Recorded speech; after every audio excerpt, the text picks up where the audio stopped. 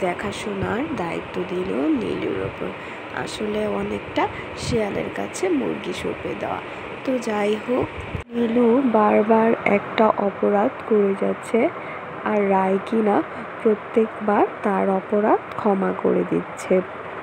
কিন্তু এমনটা নয় যে রায় জানে না যে নীলু অপরাধী।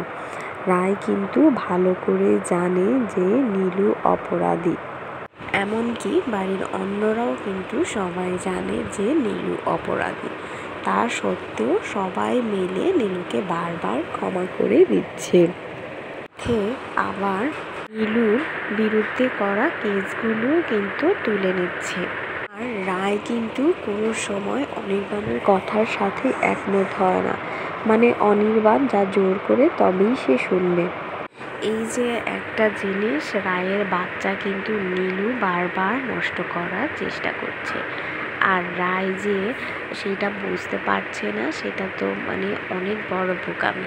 আর রায়ের বাসায় সবাই বুঝতে পারছে যে নীলু রায়ের বাচ্চাটাকে নষ্ট করতে পারছে, কিন্তু রায় তো মহান, তাই সে বুঝতেছে না। তার একটা বড় দুর্ঘটনা না হওয়া পর্যন্ত আমার মনে হয় না রায় কখনো বুঝতে পারবে। যদিও এখন পর্যন্ত নীলু রায়ের বাড়িতে ঠাঁই পায়নি, তবে আয়া সেন্টার থেকে যে মেয়েটাকে পাঠানো হয়েছে মনে হয় না সে বেশি দিন টিকে থাকতে পারবে। কারণ হিসেব তো একটাই বলেছে, তার বিদায় হবে এবং এন্ট্রি হবে নীলুর।